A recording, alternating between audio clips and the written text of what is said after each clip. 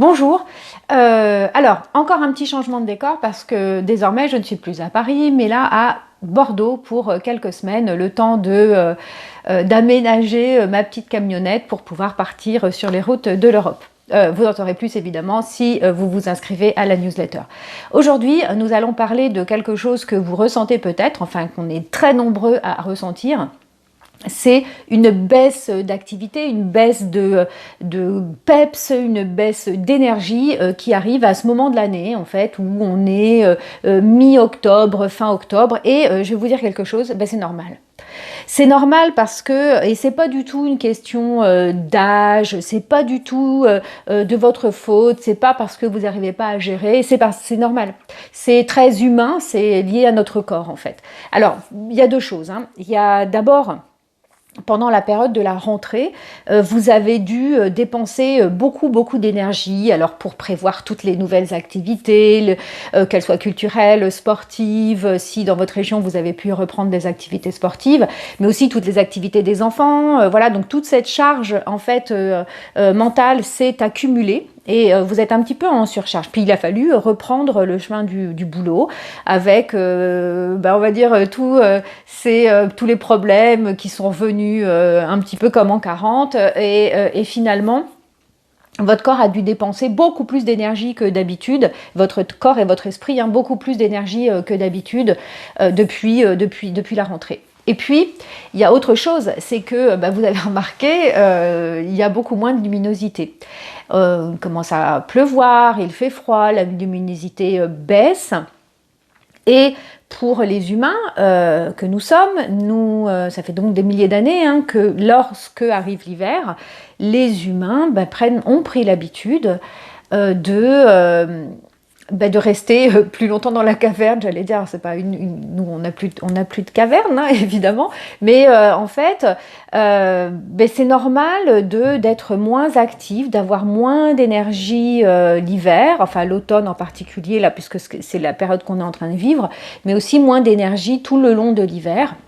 Puis après, quand on arrivera au printemps, voilà, on se lèvera beaucoup plus tôt, etc. Donc le problème vient du fait que notre société industrielle, c'est depuis qu'en gros, hein, ça fait pas, ça fait pas 50 ans, ça fait encore plus que ça. C'est depuis qu'il y a de l'électricité à peu près partout. C'est bien, l'électricité, c'est formidable, mais malheureusement, ça nous coupe un petit peu de notre nature profonde d'être humain parce qu'en fait, ça fait des milliers d'années que les êtres humains, quand arrive l'hiver, baissent en termes d'activité. Ils étaient obligés à l'époque parce qu'il n'y avait pas de lumière. Et puis, il y avait moins de proies peut-être à chasser, moins de choses à manger dehors, etc. Donc forcément, ils avaient pris l'habitude de plutôt se rassembler entre eux et de rester autour du feu. Et voilà, puisque à partir de 5 heures, quand il fait nuit, on ne peut rien faire de toute façon. Nous, malheureusement, on va contre ça. Et on va contre ça, pas depuis des milliers d'années, depuis peut-être 100 ans. On ne peut pas demander à notre corps et à notre cerveau de s'adapter aussi vite, en fait. C'est pas possible. On va contre notre nature, c'est ce que je disais tout à l'heure. Donc, en plus, pour la plupart d'entre nous, ou d'entre vous, on n'a pas de vacances en vue là. Hein. Les enfants vont avoir les vacances de la Toussaint, mais peu d'entre nous peuvent prendre ne serait-ce qu'une semaine de vacances à cette période-là, puisque malheureusement, avec les 5 semaines qui sont allouées, la plupart du temps, d'abord on ne choisit pas quand est-ce que vraiment on prend nos vacances, et puis on va les prendre peut-être autour de Noël. Et puis l'été, essentiellement. Du coup, à cette période où on aurait vraiment besoin de nous reposer, on n'a pas la possibilité de se reposer. Donc moi, ce que je vais vous proposer aujourd'hui, c'est quelques petites stratégies pour essayer d'accompagner le mouvement naturel qui consiste à avoir moins d'activité l'hiver, et parce que malheureusement, vous ne pourrez pas avoir moins d'activité, donc il va falloir vous reposer plus. Oui. Oui, à chaque fois qu'on dit aux gens de se reposer, ils disent oui, mais en fait ils ne le font jamais. Donc quelques petites pistes. Alors une piste qui n'est pas une piste de repos, mais qui me semble intéressante. En fait, quand vous souffrez vraiment du baisse de la luminosité, moi j'ai utilisé l'an dernier et l'année d'avant Je ne sais pas si je l'ai mise dans mes bagages et dans ma camionnette, donc je ne sais même pas si je l'ai là en ce moment, mais j'utilise une lampe de luminothérapie. Alors je ne peux pas vous donner une marque, d'abord je n'y connais rien. Moi ce que j'avais fait, c'est que j'avais regardé sur internet et j'avais fait un comparatif à la fois sur le prix, mais pas uniquement sur le prix, parce que vraiment les appareils qui sont très très peu chers, hein, genre 20 ou 30 euros, il n'y a pas assez de luminosité. Donc regardez sur internet, il y a vraiment des bancs d'essai, et puis il y a aussi des préconisation médicale, vraiment lisez ça et prenez le meilleur appareil pour vous. Je pense qu'à partir de 60-70 euros, on peut trouver quelque chose qui est bien. Mais vraiment, donc tout le monde ne doit pas avoir une lampe de luminothérapie, mais pour les gens qui souffrent vraiment du baisse de luminosité, qui se sentent beaucoup plus déprimés quand arrive l'automne et l'hiver, moi je fais partie de ces gens-là, c'est vraiment un investissement, ça dure des années. Et enfin en tout cas, moi je l'utilisais comme ça, quand je buvais le café le matin, je me mettais ma petite lampe devant moi et pendant une petite demi-heure, en fait, tous les matins. Et ça m'a permis de moins souffrir de cette déprime saisonnière. Et puis par ailleurs, de mieux dormir finalement, de manière paradoxale, mais de mieux dormir le soir. Donc c'est vraiment c'est un investissement et si vous avez les moyens, faites-le, c'est vraiment pas mal. Alors, pour tout le reste du monde, comment aborder cette période de l'hiver, cette période de l'automne et de l'hiver de manière plus favorable, alors vous pouvez par exemple, alors si vous avez les moyens, payez-vous un spa, voilà, pour ceux qui aiment. Moi je sais que si j'avais les moyens, je me payerais une semaine dans un spa, peut-être pas une semaine, mais au moins un week-end dans un spa, parce que je pense que ça me ferait beaucoup de bien. Mais donc si vous avez les moyens, faites-le, reconnectez avec votre corps, en fait, c'est ça le principe. Mais si vous n'avez pas les moyens, alors vous connaissez mon amour pour les bains, prenez des bains, faites-vous un week-end par exemple spa à la maison avec bain ou douche si vous n'avez pas de baignoire, mais c'est quand même mieux une baignoire avec tout le petit rituel qui va avec, les bougies, etc. Voilà, si vous êtes seul, mais même si vous n'êtes pas seul, si vous avez la possibilité de dégager 2 heures pour faire ça, faites-le. Mais le mieux, ça serait de faire un week-end total, rien que pour vous.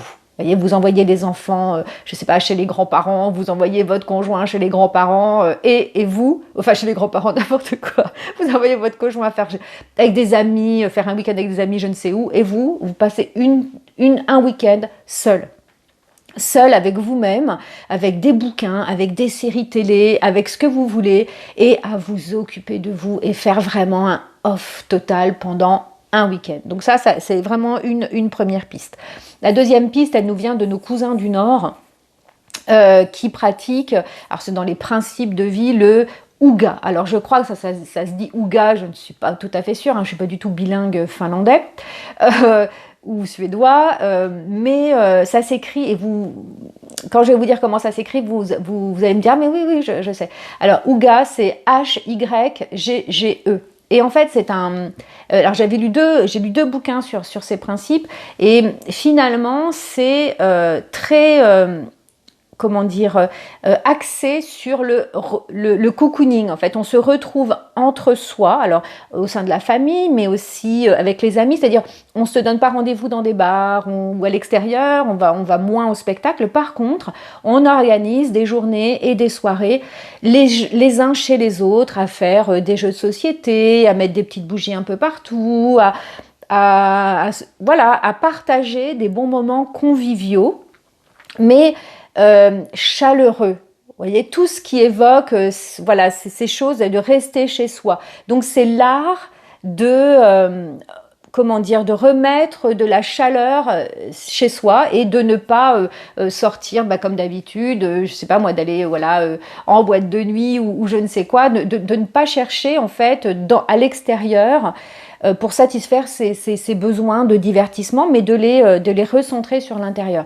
Mais si vous n'êtes qu'en famille, ça peut, comme je disais, vous vous enfermez toute seule avec des séries télé, mais faites-le aussi avec votre famille, pourquoi pas. Vous pouvez aussi décider de passer un week-end.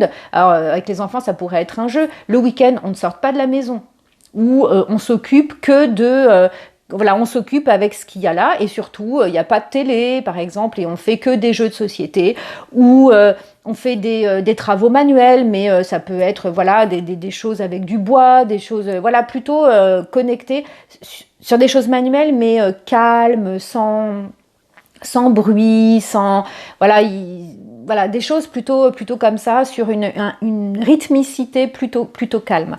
Et puis, alors une autre piste, ça peut être au contraire d'aller en nature. Et là, c'est une des personnes qui me suit, enfin qui lit la newsletter, qui m'a donné cette piste.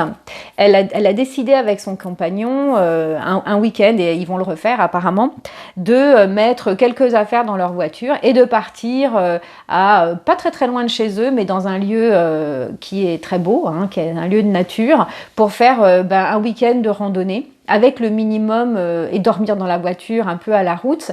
Mais finalement, c'est aussi reconnecter avec la nature. Et puis en ce moment, la nature commence à être belle. Les arbres changent de couleur. Si vous avez vraiment une forêt pas très loin de chez vous, allez-y. Et parfois, même si c'est un peu loin, vous savez, un petit coup de TER. Alors, s'il y a encore des TER dans votre région, waouh, quelle chance vous avez, parce que malheureusement, ils sont en train de supprimer tous les trains. Mais voilà, un petit coup de train à 20 ou 30 km, parfois, vous allez trouver un très beau parc ou une très belle forêt. Alors, en plus, vous pouvez ramasser des champignons, vous pouvez ramasser des feuilles, vous pouvez faire des tas de choses. Et franchement, reconnecter avec la nature, vous rentrez chez vous, un bon chocolat chaud ou un bon thé ou ce que vous voulez, des petites madeleines et hop, et ça repart. Et essayez de vous le faire, par exemple, 2 jours d'affilée. Voyez que ce soit pas le samedi, vous courez partout, faites vos courses, et puis le dimanche, on se calme, et puis bah oui, mais sauf que le lundi, bah du coup, il faut retourner au boulot. Non, essayez de vous le faire même le samedi, de faire en sorte d'avoir réglé les contingences matérielles de courses, de faire le ménage, etc., plutôt dans la semaine. Et faites-vous un vrai week-end nature. Alors, si vous ne pouvez pas dormir sur place, c'est pas très grave. Vous rentrez et puis vous repartez le lendemain. Voilà. Surtout, essayez de ne pas faire trop de voiture. Parce que faire de la voiture, ça demande de l'attention, ça demande beaucoup de planification, etc. Prendre le train, prendre le vélo, c'est rien à faire. Ça coûte pas grand-chose. Enfin, en tout cas, ce qui concerne le vélo, ça coûte même rien du tout. Et ça peut vous permettre de vraiment de faire, de reconnecter votre corps à son état de corps, en fait, à son état naturel. Voilà. Qu'est-ce que j'ai comme autre idée? J'en ai pas. Mais j'espère que ça va vous... enfin, voilà, ça vous a donné quelques pistes et que ça vous a donné envie surtout de prendre cette période de l'année de la bonne façon, c'est-à-dire pour une période où on doit ralentir nos activités, ralentir nos besoins, ralentir en fait. C'est vraiment le terme, parce qu'autrement, si vous essayez coûte que coûte d'avoir le même niveau d'activité que d'habitude, en tout cas que pendant l'été ou pendant le printemps, bah, vous allez encore plus vous fatiguer. Donc occupez-vous de vous. Voilà, tranquillement, prenez du temps pour vous, reposez-vous, buvez du chocolat chaud ou du thé si vous n'aimez pas le chocolat chaud. Prenez soin de vous, prenez des bains, massez-vous, voilà. C'est tout ce que j'ai à vous dire, reposez-vous. Bon, alors, comme j'oublie à chaque fois... je vais le dire maintenant, il faut vous abonner à la newsletter, mais pas que à la newsletter, il faut aussi vous abonner à la chaîne YouTube, vous appuyez sur la cloche, vous mettez que vous aimez, voilà, la vidéo, ça m'aide. Et puis, ouais, bientôt, il y aura de plus en plus, je crois, sur la chaîne, des petits utilitaires. Je sais qu'une des vidéos précédentes, ou 2 des vidéos précédentes, j'ai proposé en fait des petits PDF à télécharger qui ciblent un petit peu des petites problématiques. Et je pense que je vais continuer. Ça, c'est quelque chose qui vous a plu, puis c'est quelque chose que j'aime bien faire. Voilà. Je vous dis à la semaine prochaine. Donc, c'est toujours le lundi vers 18h, 18h30 que la vidéo paraît. Bye bye.